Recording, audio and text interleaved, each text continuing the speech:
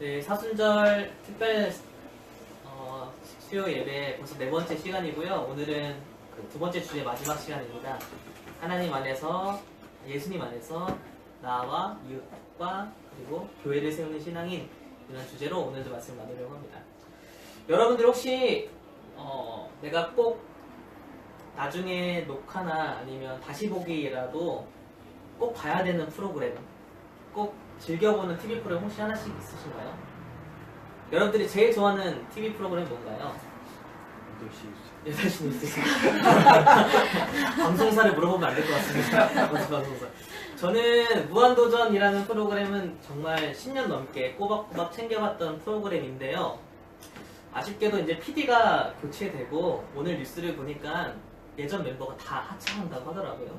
너무 아쉬운 것 같아요. 제가 10년 넘게 정말 잘 챙겨보는 프로그램인데 작년까지만 해도 우리나라 모든 예능 중에서 가장 화제성이 있는 컨텐츠 1위 하면 무한도전, 가장 컨텐츠 있는 화제성 있는 예능인 1위 하면 유재석이었습니다. 근데 이게 연말에 역전됐어요. 혹시 어떤 프로그램이 이긴 줄 아세요?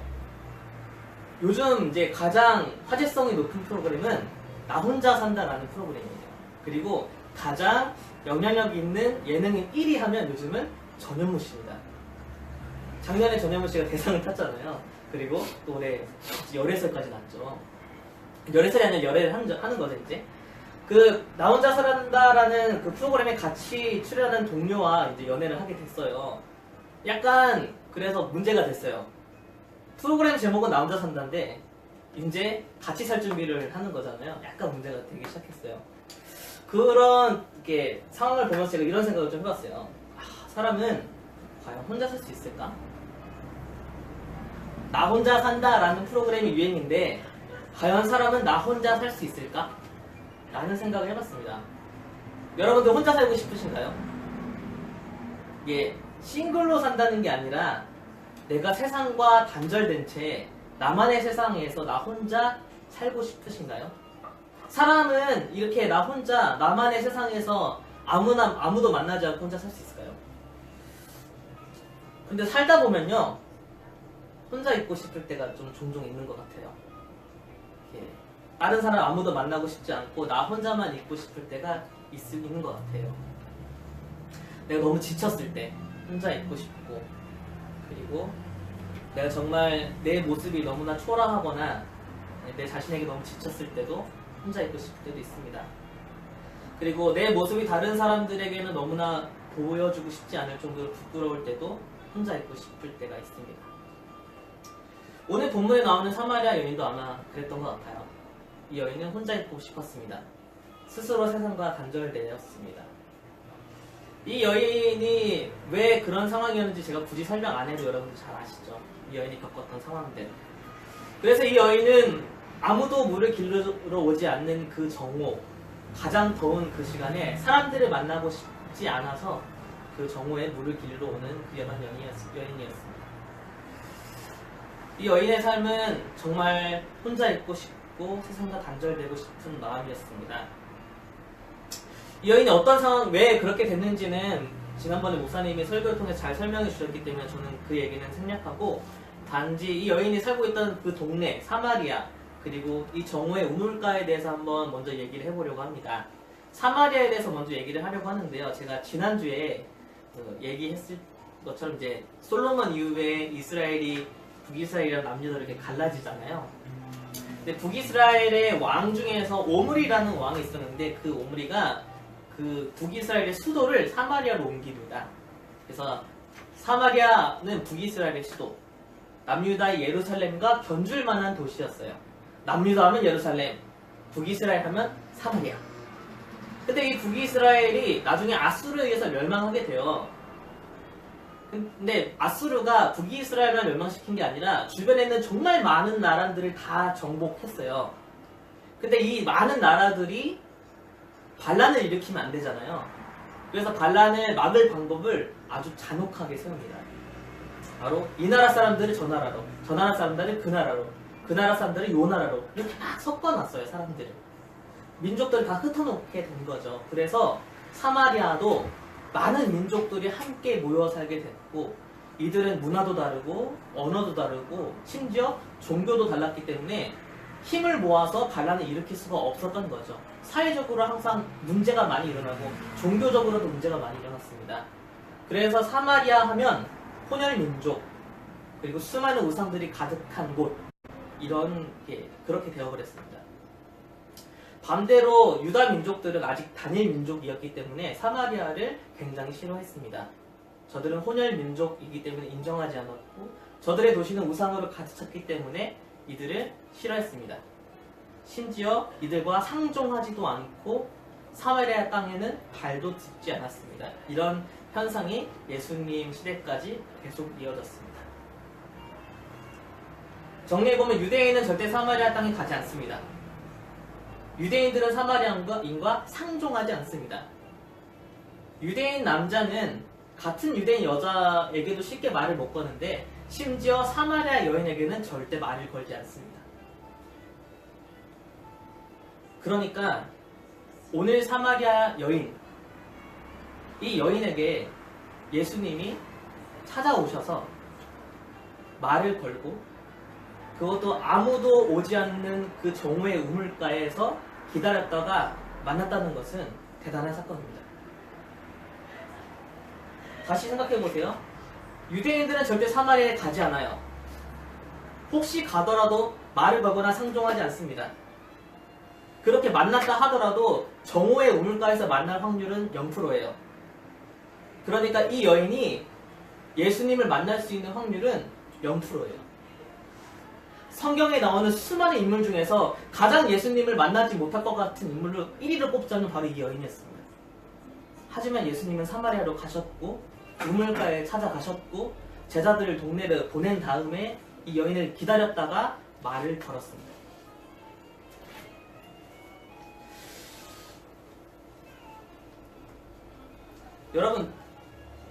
여러분들은 이런 질문 한번 해보고 싶어요. 예수님을 만날 수 있다고 생각하십니까? 나는 예수님을 만날 수 있다라고 생각하시나요? 예수님은 나에게 나의 삶에 찾아오실 거다라고 생각하십니까? 세 가지 질문을 드리고 싶어요. 혼자 혹시 여러분들도 이 사마리아 여인처럼 마음에 벽을 쌓아놓거나 사람들의 눈을 피하고 싶거나 아니면 혼자 있고 싶어서 그래서 예수님이 내 삶에 찾아오는 것도 버거운 상태는 아니신가요? 아니면 지금 내 모습이 너무나 부끄럽기 때문에 이런 나를 예수님은 만나주지 않으실 거야 라고 생각하진 않으신가요? 그렇지 않다면 교회에서는 예수님을 만날 수 있지만 내 삶의 이 부분만큼은 예수님이 안 찾아왔으면 좋겠다. 이 영역은 너무나 부끄럽기 때문에 이곳에서는 예수님이 나한테 안 오셨으면 좋겠다. 보여주고 싶지 않다라는 곳은 없으신가요?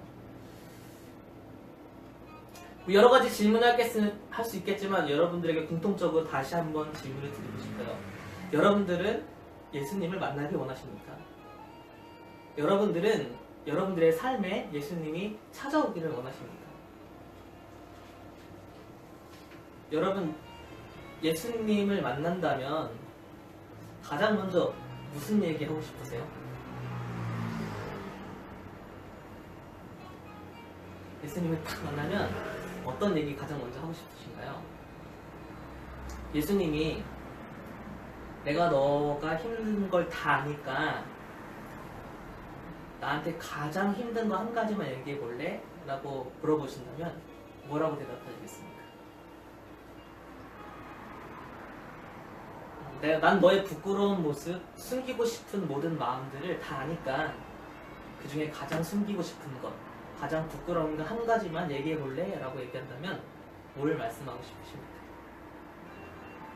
아니면 내가 정말 너에게 너가 원하는 딱 한 가지만 줄 테니까 너는 뭘 갖고 싶니? 라고 물어본다면 저는 이걸 갖고 싶어요 라고 뭘 말씀하시겠습니까? 예전에 아주 유명한 얘기인데요. 한 가난한 연인이 있었어요. 특별한 날이 왔어요. 서로에게 선물을 해주고 싶어서 남자는 아주 오래된 줄이 없는 시계를 팔아서 여자의 머리핀을 샀습니다. 여자는 돈이 없었기 때문에 자신의 예쁜 머리를 팔아서 남자의 시계줄을 샀어요. 그래서 선물을 교환하려고 하는데 이 선물이 더 이상 쓸데가 없게 된 거죠. 주려고 하는 것과 받는 것이 핀트가 안 맞는 거죠. 오늘 본문에 보면 이 예수님이 주려고 하는 것, 그 다음에 연인이 받고 싶은 것, 이 핀트가 안 맞아요. 예수님이 정말 주고 싶은 건 다른 건데 이 여인은 다른 걸 그래요. 예수님이 말합니다. 난 너에게 영원히 목마르지 않는 물을 줄 수 있다. 그러니까 이 여인은 나에게 그 물이 어디 있는지 알려달라. 그래서 그 물만 있으면 나는 더 이상 이 너무 더운 정오에 물을 혼자 길르러 오지 않아도 된다. 라고 하면서 그 물을 찾습니다. 하지만 예수님이 주려고 하는 본질적인 것은 너무나 달랐어요. 여러분 한번 생각해보세요. 이 여인은요, 사람들의 눈을 피해서 사람들과 마주치고 싶지 않아서 아무도 나오지 않는 이 떼양볕의 정오에 우물가에 나와서 물을 기르는 거에 있어서 너무 지쳤어요. 그럼 이 여인은 어떤 문제가 해결돼야 될까요?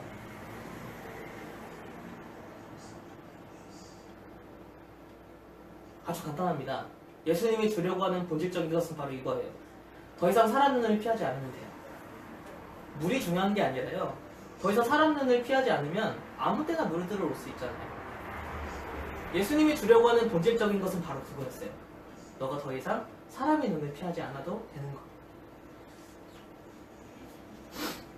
여인은 사람들을 피하고 싶었습니다. 혼자 있고 싶었고 삶에 지쳐 있었고, 그런 여인이 막 갖고 있는 마음속에 있는 수치심, 지침, 숨기고 싶은 마음, 숨고 싶은 마음, 이걸 해결해주고 싶었습니다. 여인은 예수님이 뭔가 특별하다고 느꼈어요. 그래서 가장 먼저 질문한 게 예배에 대한 질문을 드렸어요. 예배를 어디서 드려야 됩니까? 이 말은 이 여인에게는 갈급함이 있었다는 거예요. 삶의 갈급함뿐만 아니라 영적인 갈급함. 하나님을 너무 만나고 싶고 하나님 앞에서 내가 회복되고 싶고 치유되고 싶은, 위로받고 싶은 그 마음이 여인에게 가득했던 거예요. 예수님이 특별하다고 느끼자 가장 먼저 내가 예배를 어떻게 드려야 됩니까? 어디서 드려야 됩니까? 라는 질문을 합니다. 이 연애는 사실 하나님을 너무 만나고 싶고 가급한 문제가 있었던 거죠. 우리도 마찬가지입니다. 우리도 사실은 우리의 본질적인 문제는 아직 해결되지 않았는데 각자 나름대로의 방법으로 하나님을 찾아보려고 하고 있어요. 우리의 아주 본질적인 문제는 꽁꽁 숨겨둔 채 각자 나름대로의 방법으로 예배를 드리고 있습니다. 그러면서 아직 그렇게 예배를 드리고 나서 삶으로 돌아오면, 또 혼자 있는 시간이 되면, 숨고 싶은 그 상황에 마주치면 다시 무너지는 것이 우리의 삶의 모습입니다. 우리는 각자 나름대로의 방법으로 하나님을 찾고 있지만 우리는 모두 다 주님을 만나야 됩니다. 다시 한번 질문을 드릴게요. 예수님은 다 아니까 너가 정말 힘든 문제 하나만 나에게 털어놓을래? 하면 여러분들 어떤 문제 털어놓으시겠습니까? 난 너의 부끄럽고 수치스러운 모든 마음을 알니까 나에게 딱 한 가지만 털어놓으라면 어떤 거 가장 먼저 털어놓으시겠습니까? 너가 정말 원하는 거 한 가지 줄 테니까 나에게 한 가지만 구할래? 하면 여러분들이 뭘 구하시겠습니까? 오늘 한번 그걸 구해주십시오. 여러분들을 찾아오시는 주님께 한번 그 문제를 놓고 나아가시면 좋겠습니다. 예수님 다 아셨습니다. 이 여인의 부끄러움도 알았고 상처도 알았습니다. 얼마나 힘들고 지쳐 있었는지 알았습니다. 사람들을 피해야만 했었던 이유도 알았습니다. 그래서 너무나 고독하고 외로운 그녀의 삶을 잘 알았습니다. 이 여인도 깨달았어요. 예수님이 내 문제를 다 알고 있구나. 하지만 이런 나를 만나기 위해서 이곳에 모셔봐주셨고 아무도 오지 않는 이곳에 날 위해 와주셨구나 라는 걸 깨달았어요. 날 너무 사랑하시는구나. 날 만나길 원하셨구나. 나의 모든 문제를 알매도 그런 나를 받아주기 위해서 오셨구나. 나의 가장 어둡고 수치스럽고 숨기고 싶은 곳에 예수님이 찾아와 주셨습니다. 여러분도 그런 예수님을 만나고 싶지 않으십니까? 예수님 오늘도 여러분들의 문 밖에 서서 문을 두드리고 계십니다. 꽁꽁 닫아버린 여러분들의 문을 두들기고 계십니다. 이 방은 열어놓고 이 방은 열어놨지만 내 이만큼은 열어놓지 않고 싶은 그 꽁꽁 닫아버린 문을 여러분 두드리고 계십니다. 이제 그 문을 열고 예수님을 만나야 될 차례입니다. 예수님을 만나면 자유해집니다. 예수님을 만나면 회복됩니다. 절대 변하지 않을 거라고 생각하는, 해결되지 않을 거라고 생각하는 문제도 해결될 수 있습니다. 왜냐면 예수님 만나면 거듭나기 때문이에요. 다시 태어나면 다 해결돼요. 내가 갖고 있던 여러 가지 문제나 갖고 있던 문제도 다시 태어나면 해결되는 거잖아요. 예수님을 만나면 우리는 거듭날 수 있고 다시 새롭게 시작할 수 있습니다. 오늘 말씀을 보세요. 28절, 29절, 30절 말씀을 보면 이 여인은 다시 태어났어요. 여자가 물동이를 버려두고 동네로 들어가서 사람들에게 이르되 내가 행한 모든 일을 내게 말한 사람을 와서 보라. 이는 그리스도가 아니냐 하니 그들이 동네에서 나와 예수께로 오너라. 이렇게 말씀합니다. 여러분 이 말씀에서 여인의 거듭난 모습을 한번 보십시오. 그동안은 내가 했던 모든 수치스러운 일들을 감추고 싶어서 숨기고 싶어서 아무도 안 만나려고 하고 그래서 종을 물들어 가는 사람이었는데 이제는 자기가 얘기해요. 내가 했던 그 모든 일, 수치스럽고 아팠던 그 일을 이제는 사람들에게 대놓고 얘기하기 시작한 거예요. 완전 거듭난 모습 아니겠습니까? 그동안 사람들이 피했는데 오히려 사람들에게 더 다가가서 한 명이라도 더 예수님을 알리고자 하는 거듭난 모습을 보여줍니다. 이게 정말 기적인 거예요. 이런 거듭남이 정말 기적인 거예요. 더 이상 이 여인은 사람들의 눈을 피하지 않아도 됩니다. 그 더운 정오에 물을 들어 가지 않아도 됩니다. 이제는 사람들과 어울릴 수도 있고 사람들과 함께 똑같은 시간에 가서 물로 길어도 됩니다. 자유해졌기 때문이죠. 거듭났기 때문이죠. 예수님이 이런 본질적인 문제를 해결해 주셨습니다. 이제 이 여인은 사람들을 피하지 않기 때문입니다. 오늘 고린도 후서 4장을 제가 PT했어요. 근데 오늘 본문에 보면요. 사실 이제 바울이 이제 예수님을 전하는 내용인데 그 말씀이 좀 어려워요. 저는 되게 어려웠어요. 말씀을 보니까 되게 복잡한데 내용이 숨은 부끄러운 일을 버려라. 그리고 진리를 나타내라. 오직 예수님이 주 되신 것을 전파한다. 이런 내용이었어요. 이런 모든 내용을 사실 함축적으로 보여주는 게 바로 이 여인이에요. 내가 한 모든 일을 말한 사람이 있다. 이 사람은 그리스도가 아니냐. 이렇게 전파하는 거죠. 이제 예수님 안에서 이 여인은 바로 세워졌습니다. 예수님 안에서 내가 바로 세워졌다면 이제 누구를 바로 세워야 되죠? 이제 이웃을 바로 세워야 되죠. 우리 주제가 예수님 안에서 나와 이웃과 교회를 세우는 신앙인이잖아요. 이 여자도 그랬어요. 이제는 이웃을 세워줍니다. 사실 이런 어떤 되게 극적인 변화를 보면 임팩트가 있잖아요. 아 진짜 변하지 않을 것 같은 사람이 변하면 놀랍잖아요. 그리고 이 사람의 이 부분은 정말 안 변할 것 같은데 그게 변하면 정말 놀라운 거잖아요.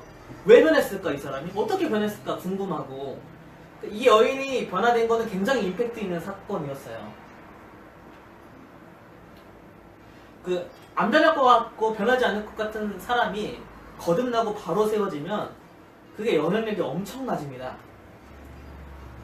내가 거듭나면, 내가 다시 태어나면 그 영향력이 엄청나진다는 겁니다. 우리가 이웃을 세우기 위해서는 먼저 거쳐야 되는 과정이 있어요. 내가 먼저 바로 서야지만 우리가 다른 사람을 세울 수 있어요. 이게 짝다리 짚고 있으면서 나는 짝다리 짚고 있는데 다른 사람한테 똑바로 서라 그러면 그 말 듣겠습니까? 내가 바로 서 있어야 그 말이 다른 사람에게도 들리는 거죠. 내가 먼저 주님 안에서 다시 거듭나고 바로 세워질 때 그 영향력이 다른 사람을 세울 수 있는 것입니다. 여러분들이 거듭나면, 여러분들이 다시 태어나면 사람들은 자연스럽게 궁금해할 겁니다. 저 사람은 어떻게 변했지? 어떻게 거듭났지? 그러면서 우리를 거듭나게 해주신 예수님을 궁금해하게 될 것입니다. 그것이 우리가 이웃을 세우는 방법이에요. 사마리아 여인의 모습 속에서 보게 되죠. 생전 아무한테도 인사도 안 하고 늘 피하고 그리고 늘 자기는 숨기려 했던 사람이 이제는 더 밝게 인사하고 먼저 찾아가고 그렇게 함께 어울리려고 하는 그 연인의 모습이 얼마나 놀라웠겠어요. 그렇기 때문에 우리는요, 우리의 거듭남을 통해서 예수님을 전해야 됩니다. 우리의 말이 아니라 우리의 거듭난 모습을 통해서 예수님을 증거해야 됩니다. 우리가 바로 세워진 모습을 통해서 예수님을 나타내야 합니다. 우리는 예수님을 이미 믿지만 그럼에도 매일매일 거듭나야 합니다. 더 온전한 모습으로, 더 성숙한 모습으로, 더 바로 선 모습으로. 누군가가 나를 통해서 교회에 오게 되는 일은 사실 굉장히 칭찬받을 만한 일이죠. 누군가 내가 변화된 모습을 통해서 교회에 찾아오는 건 굉장히 좋은 일이고, 지금도 이제 많이 앞으로도 일어나야 될 일입니다. 우리 교회에서도. 그런데 거기서 끝나면 안 돼요. 이렇게 사람 때문에 교회에 오는 거는 한계가 있는 것 같아요. 나를 통해서 비록 교회에 왔지만 오늘 말씀처럼 그 이웃을, 그 사람을 예수님께 세워줘야 되는 것이 우리의 역할입니다. 오늘 함께 읽은 마지막 부분 41절과 42절에는 이렇게 나와 있습니다. 우리 함께 읽어볼까요? 41절, 42절 함께 읽어보겠습니다. 시작. 예수의 말씀으로 말하면 믿는 자가 많아 그 여자에게 말하되 우리가 믿는 것은 내 말로 있는 게 아니니 이는 우리가 친히 듣고 그가 참으로 세상에 계시 이럴 줄 알라 하였더라. 우리가 다른 사람을 세워주는 데는 사실 한계가 있어요. 어떻게 보면 우리가 다른 사람을 변화시키거나 세울 수 없을 수도 있습니다. 하지만 나를 바로 세워주셨던 분, 나를 거듭나게 해주셨던 그 예수님은 내 이웃도, 내 가족도, 내 친구들도, 우리의 교우들도 바로 세워줄 수 있고 거듭나게 할 수 있는 분입니다. 여러분들 마음속에 얼마나 간절함이 있습니까? 나의 가족들이 거듭났으면 좋겠다. 내 소중한 교우들이 바로 세워졌으면 좋겠다. 내가 정말 소중하게 생각하는 그 사람이 예수님을 통해서 회복되었으면 좋겠다라는 마음이 얼마나 간절하십니까? 다른 사람을 세우기 위해서는 거쳐가야 되는 과정, 먼저는 내가 예수님 앞에서 바로 서야 됩니다. 그리고 그 사람을 예수님께로 인도해 줄 수 있어야 합니다. 이렇게 위해서 오늘 우리는 이렇게 순서를 잘 밟아갔으면 좋겠어요. 내가 다른 사람을 세우고자 하는 마음이 있다면 먼저 내가 바로 서야 되고, 그렇게 해서는 오늘 내가 예수님을 만나야 한다는 거. 제가 한 가지 사진을 마지막으로 준비했는데 오늘 말씀 카드로 나갔던 사진입니다. 이거는 목사님이 설교 때 하셨던 말인데요. 그대로 옮겨놨어요. 우리 한번 읽어볼까요? 시작. 예수님을 만난 것은 내 인생의 최고의 사건입니다. 네, 오늘 이 사건이 일어나길 원해요. 예수님을 다시 한번 뜨겁게 만나. 밑에 말씀이 있어요. 예수님이 그 간음한 여인에게 하는 말씀인데요. 나는 세상의 빛이니 나를 따르는 자는 어둠에 다니지 아니하고 세상의 빛을 얻으리라. 어둠 가운데 있고 숨겨져 있고 꽁꽁 숨어져 있는 우리를 다시 빛으로 인도하시는 주님의 말씀입니다. 마지막으로 또 한번 반복해서 질문을 드리고 기도했으면 좋겠는데요. 오늘 여러분들에게 예수님이 오셔서 내가 다 아니까 힘든 거 하나만 털어놔라. 가장 털어놓고 싶은 것 고백하는 시간 되기를.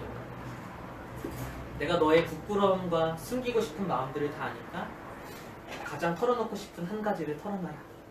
그것을 고백하는 시간 됐으면 좋겠어. 마지막으로 내가 너에게 필요한 걸 다 아니까 정말 필요한 거 한 가지만 얘기해봐라.